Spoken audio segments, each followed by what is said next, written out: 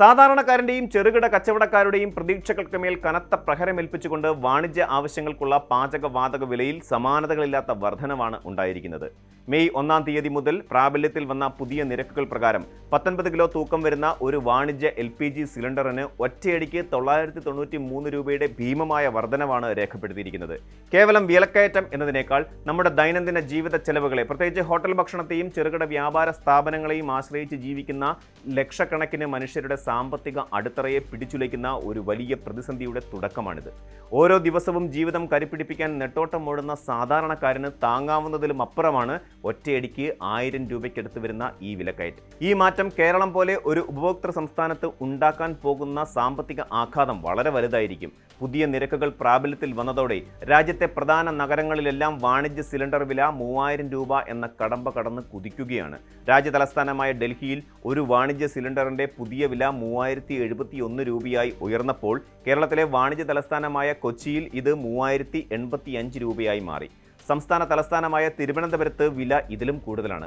3106 രൂപയാണ് ഇവിടെ നൽകേണ്ടത്. വടക്കൻ കേരളത്തിലേക്ക് പോകുമ്പോൾ കോഴിക്കോട് നഗരത്തിൽ പുതിയ വില 3117 രൂപയായി നിശ്ചയിക്കപ്പെട്ടിരിക്കുന്നു. വലിയ വാണിജ്യ സിലിണ്ടറുകൾക്ക് മാത്രമല്ല, ചെറുകിട തട്ടുകടക്കാരും വഴിയോര കച്ചവടക്കാരും കൂടുതലായി ഉപയോഗിക്കുന്ന 5 കിലോയുടെ ചോട്ടു സിലിണ്ടറുകൾക്കും ആനുപാതികമായി വില കൂട്ടിയിട്ടുണ്ട് എന്നത് പ്രതിസന്ധിയുടെ ആഴം വർദ്ധിപ്പിക്കുന്നു. ഗാർഹിക ആവശ്യങ്ങൾക്കുള്ള സിലിണ്ടറുകളുടെ വിലയിൽ തൽക്കാലം മാറ്റമില്ല എന്നത് മാത്രമാണ് ഒരേയൊരു ആശ്വാസം. എന്നാൽ ദൈനംദിന ആവശ്യങ്ങൾക്കായി പുറത്തുനിന്ന് ഭക്ഷണം കഴിക്കുന്നവരുടെയോ അല്ലെങ്കിൽ ഹോട്ടൽ വ്യവസായത്തെ ആശ്രയിച്ച് ഉപജീവനം കണ്ടെത്തുന്നവരുടെയോ കാര്യത്തിൽ ഈ ആശ്വാസം തീരെ പര്യാപ്തമല്ല എന്നതാണ് യാഥാർത്ഥ്യം. പെട്ടെന്നൊരു സുപ്രഭാതത്തിൽ ഉണ്ടായ ഈ ഭീമമായ വിലവർധനവിന് പിന്നിൽ ആഗോളതലത്തിൽ നടക്കുന്ന സങ്കീർണമായ രാഷ്ട്രീയ സാമ്പത്തിക കാരണങ്ങളുണ്ട്. ഇന്ത്യയുടെ ആകെ പാചകവാതക ആവശ്യകതയുടെ 60% വിദേശ രാജ്യങ്ങളിൽ നിന്നുള്ള ഇറക്കുമതിയിലൂടെയാണ് നാം നിറവേറ്റുന്നത് എന്നത് ഈ ഘട്ടത്തിൽ ഓർക്കേണ്ടതുണ്ട്. പശ്ചിമേഷ്യയിൽ പൊട്ടിപ്പുറപ്പെട്ട യുദ്ധങ്ങൾക്ക് മുൻപുള്ള കണക്കുകൾ പരിശോധിച്ചാൽ ഇന്ത്യയുടെ ഇന്ധന ഇറക്കുമതിയുടെ സിംഹഭാഗവും Saudi Arabia, United Arab Emirates തുടങ്ങിയ ഗൾഫ് രാജ്യങ്ങളെ ആശ്രയിച്ചായിരുന്നുവെന്ന് വ്യക്തമാകും. രാജ്യത്തിന് ആവശ്യമായ പ്രകൃതിവാതകത്തിൻ്റെ 30%വും പാചകവാതകത്തിൻ്റെ 80 മുതൽ 90% വരെയും ഈ രാജ്യങ്ങളിൽ നിന്നാണ് നിരന്തരം എത്തിക്കൊണ്ടിരുന്നത്. എന്നാൽ പശ്ചിമേഷ്യയിലെ യുദ്ധ സാഹചര്യത്തെ തുടർന്ന് ചരക്ക് ഗതാഗതത്തിൽ തന്ത്രപ്രധാനമായ ഹോർമൂസ് കടലിടുക്കിലുണ്ടായ ഉപരോധങ്ങളും സംഘർഷങ്ങളും ആഗോള ഇന്ധന വിതരണ ശൃംഖലയെ വലിയ രീതിയിൽ തടസ്സപ്പെടുത്തി. ഗൾഫ് രാജ്യങ്ങളിൽ നിന്നുള്ള ഊർജ്ജ വിതരണം പ്രധാനമായും നടക്കുന്നത് ഹോർമൂസ് കടലിടുക്കിലൂടെയാണ്. കപ്പലുകൾക്ക് സുഗമമായി സഞ്ചരിക്കാൻ കഴിയാത്ത സാഹചര്യം വന്നതോടെ ഇൻഷുറൻസ് തുകയും ചരക്ക് കൂലിയും കുതിച്ചുയർന്നു. ക്രൂഡ് ഓയിൽ വിതരണത്തിലുണ്ടായ ഈ വലിയ തടസ്സം റഷ്യ ഉൾപ്പെടെയുള്ള മറ്റു രാജ്യങ്ങളിൽ നിന്ന് വിലക്കുറവിൽ എണ്ണ എത്തിച്ച് ഒരു പരിധിവരെ മറികടക്കാൻ ഇന്ത്യക്ക് കഴിഞ്ഞിട്ടുണ്ട്. അതുവഴി പെട്രോൾ, ഡീസൽ വിലയിൽ വലിയൊരു വർധനവ് തടയാൻ സാധിച്ചു.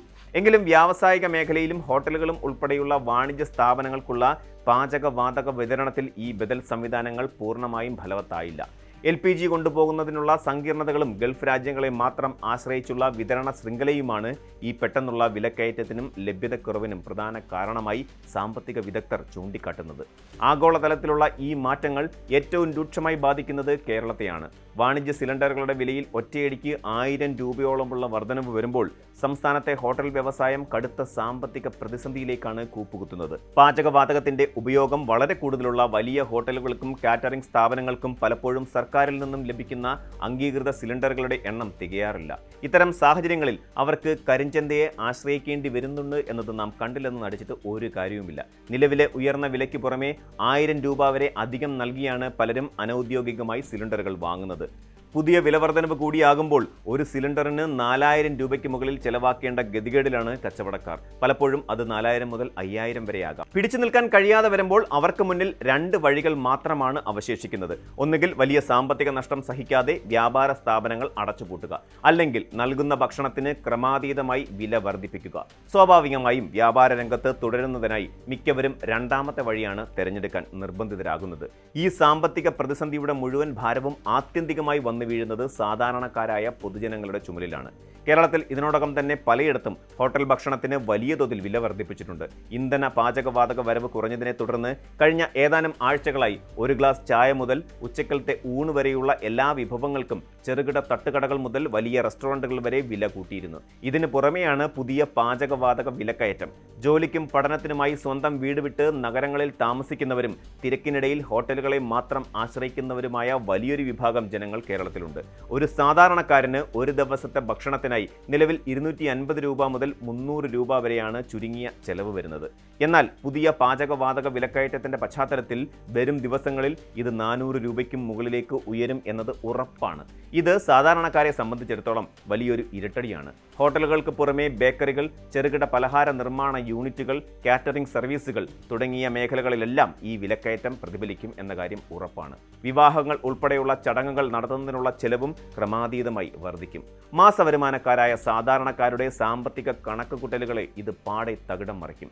വരുമാനത്തിൽ യാതൊരു വർധനവും ഉണ്ടാകാത്ത സാഹചര്യത്തിൽ ദൈനംദിന ഭക്ഷണത്തിന് മാത്രം ഇത്ര വലിയൊരു തുക ചെലവാക്കേണ്ടി വരുന്നത് പലരെയും കടുത്ത സാമ്പത്തിക പ്രതിസന്ധിയിലേക്കും കടക്കെണിയിലേക്കുമാണ് തള്ളിവിടുക. കേരളത്തിന്റെ സമ്പദ് വ്യവസ്ഥയിൽ ഇത് വലിയൊരു പണപ്പെരുപ്പത്തിന് വഴിയൊരുക്കും. ഏറ്റവും സങ്കടകരമായ മറ്റൊരു യാഥാർത്ഥ്യം കൂടി ഇതിന് പിന്നിലുണ്ട്. പാചകവാതക വില കൂടിയതിന്റെ പേരിൽ ഹോട്ടൽ ഭക്ഷണത്തിന് കൂട്ടുന്ന വില ഭാവിയിൽ അന്താരാഷ്ട്ര വിപണിയിൽ LPG വില കുറഞ്ഞാൽ പോലും പഴയ പടിയിലേക്ക് തിരിച്ചെത്താറില്ല എന്നതാണ് കേരളം കാലങ്ങളായി കണ്ടുവരുന്ന ഒരു രീതി.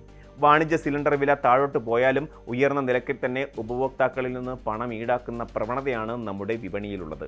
ഒരു തവണ കൂട്ടിയ വില പിന്നീട് ഒരിക്കലും കുറയില്ലെന്നത് സാധാരണക്കാരൻ്റെ നടുവൊടിക്കുന്ന സാമ്പത്തിക ചൂഷണമായി മാറുകയാണ്. ചുരുക്കത്തിൽ ലോകത്തിൻ്റെ ഏതെങ്കിലും ഒരു കോണിൽ നടക്കുന്ന യുദ്ധങ്ങളും ഉപരോധങ്ങളും നേരിട്ട് ബാധിക്കുന്നത് നമ്മുടെ നാട്ടിൻപുറത്തെ ഒരു സാധാരണ ഹോട്ടലിൽ നിന്നും ഭക്ഷണം കഴിക്കുന്ന പാവപ്പെട്ടവൻ്റെ പോക്കറ്റിനെയാണ്. അന്താരാഷ്ട്ര തലത്തിലെ ഇന്ധന പ്രതിസന്ധി പരിഹരിക്കപ്പെടുകയും സർക്കാരിൻ്റെ ഭാഗത്തു നിന്ന് ഇത്തരം കുതിച്ചുചാട്ടങ്ങൾ നിയന്ത്രിക്കാനുള്ള കൃത്യമായ ഇടപെടലുകൾ ഉണ്ടാവുകയും ചെയ്തില്ലെങ്കിൽ വരും നാളുകൾ കേരളത്തിലെ സാധാരണ ജനങ്ങളെ സംബന്ധിച്ചിടത്തോളം വലിയ സാമ്പത്തിക ദുരിതങ്ങളുടേതായിരിക്കും. താങ്ങാവുന്ന വിലയിൽ ഭക്ഷണം ലഭിക്കുക എന്നത് ഒരു ആഡംബരമായി മാറുന്ന കാലം വിദൂരമല്ല എന്ന മുന്നറിയിപ്പാണ് ഈ വിലക്കയറ്റം നൽകുന്നത്. കൂടുതൽ വാർത്തകൾക്ക് news 18 Keralam YouTube channel subscribe ചെയ്യുക.